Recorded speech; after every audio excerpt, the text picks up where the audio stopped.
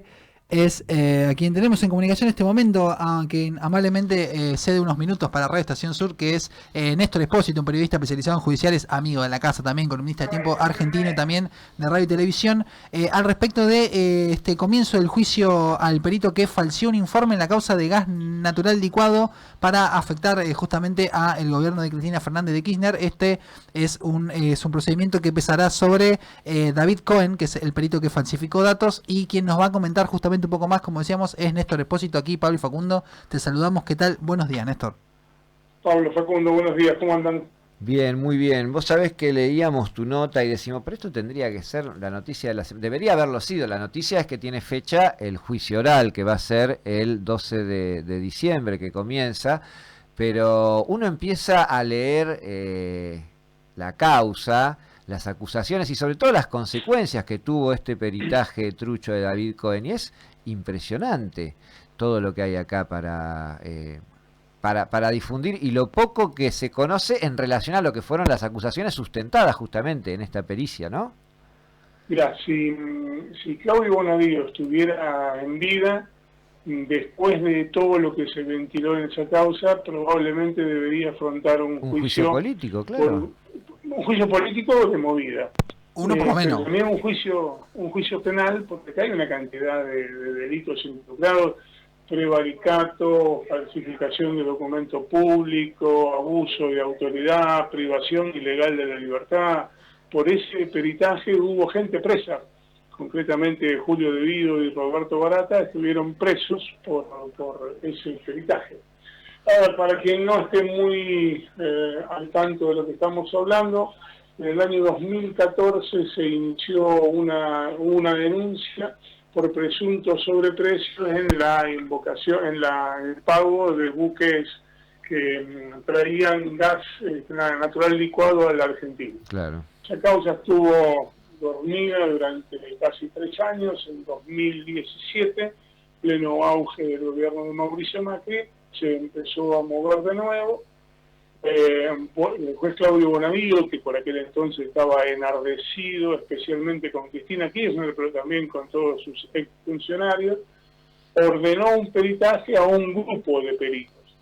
Ese grupo de peritos empezaron a trabajar hasta que sorpresivamente este perito, David Cohen, se cortó por solo, dejó de ir a las reuniones del cuerpo de peritos y terminó presentando un informe que Bonadío dio, donde decía que había algo así como 7.900 millones de dólares de sobreprecios en los barcos, una fortuna de plata. Bonadío lo tomó por válido, dictó procesamientos, dictó prisiones preventivas. En una segunda etapa, ese procesamiento alcanzó a Cristina Kirchner, claro. Fue el día que hizo 8 indagatorias en un mismo día. Cuando esto fue a la Cámara que de kirchnerista no tiene nada, la Cámara Federal de Comodoro Pi, anuló todo porque eran tan obvios las inexactitudes y los errores que tenía el informe, que lo terminó anulando. Ahora, ¿para esto cuánto tiempo había pasado? ¿Ya había habido gente presa? ¿Ya habían surgido las consecuencias? Habían pasado unos cuantos meses desde que va de la primera instancia a la Cámara, y la Cámara se pronuncia. Normalmente pasan entre 2 y 6 meses, ese es el tiempo más o menos. Yo no tengo la precisión de cuánto tiempo exacto. Para tener una idea de cuáles eran las irregularidades, había datos que habían sido copiados de una monografía de 2 estudiantes de la Universidad de Chile, había la invocación de un organismo energético europeo que directamente no existe, y había datos que habían sido extraídos, pusieron en Google GNL precios y tomaron los datos de ahí. Tan serio como es. Tan serio. Esto porque muchas veces se habla en abstracto de lo que es el lawfare, pero en concreto el lawfare es esto, es una presidenta de la nación que fue... es una versión bizarra, claro, incluso sí, del lawfare, ¿no? Porque las cosas que estamos viendo acá son increíbles. Bueno, por toda esa situación, cuando se descubrió todo esto, hubo una contradenuncia que la encabezó Roberto Barata y un ex titular de ENARSA, llamado Fajías, no recuerdo el nombre de pila. Lo denunciaron al perito Cohen, esa causa empezó a tramitar, a avanzar, y lo último que tenemos, que es el objeto de la nota de Domingo en Tiempo, es que el 12 de septiembre va a comenzar el juicio contra Cohen. Por el delito que se le imputa, la pena en expectativa llega hasta los 10 años de cárcel. Es el falso testimonio en una causa penal en perjuicio de un imputado. Bonadío en el medio falleció. ¿No hay otro circuito? Porque el fiscal de esta causa era Stornelli, digo, no fue solo el juez quien avaló este instrumento en definitiva como válido para dictar prisiones preventivas, procesamientos, encarcelar gente. Mirá, ¿No hay nadie más que esté por pagar alguna, o que esté enfrentando alguna responsabilidad por eso? Por pagar nadie, salvo Cohen, que tiene grandes posibilidades de ser condenado, pero de los importantes, por pagar nadie. Esta causa, después de ese peritaje trucho, se languidecía, se moría. Entonces apareció en escena Marcelo D'Alessio, el falso abogado Marcelo D'Alessio, que había trabajado en el ARSA, presentó una carpeta que llegó medio de manera rocambolesca, un sobre tirado por debajo de la puerta del despacho del fiscal Stornelli. D'Alessio se presentó a declarar. Stornelli asegura que la declaración de D'Alessio no fue utilizada, pero la causa se reabrió y volvieron a procesar de nuevo a todos, a Debido, a Barata, a Fajías, y ahí le incluyeron a Cristina. Cuando esto fue a Cámara volvió a voltearlo, en el interín murió Bonadío, lo reemplazó el juez Julián Ercolini, ordenó un nuevo peritaje y el nuevo peritaje mostró que no había sobreprecio. De aquellos casi 8.000 millones de dólares, la diferencia, la pérdida para el Estado era cero. Entonces la causa terminó con todos sobreseídos. Aquella causa que se había iniciado en 2014, casi una década después, terminó con todos sobreseídos por inexistencia de delito. Impresionante esta historia. ¿Considerás que cuando empiece el juicio podrá existir una repercusión o un impacto un poco mayor que el que hubo durante todo este tiempo? Porque estamos hablando de hechos suficientemente acreditados, de fallos judiciales, como vos mismo decías, provenientes de sectores insospechables de kirchnerismo, y sin embargo todo esto fue pasando en este tiempo, y más allá de alguna referencia que pudiéramos tener quienes estamos o que nos interesamos por estos temas, la verdad que ha pasado inadvertido, en contraste con con la acusación, ¿no? Porque la causa terminó sobreseída, la gente terminó sobreseída, pero en el imaginario social, digamos, no quedó que había sido toda una pericia trucha, quedó que se había incurrido en un delito. Sí, la pregunta es si esto, cuando se conozca el veredicto, va a tener más repercusión y va a ser una noticia importante. La respuesta definitivamente es no.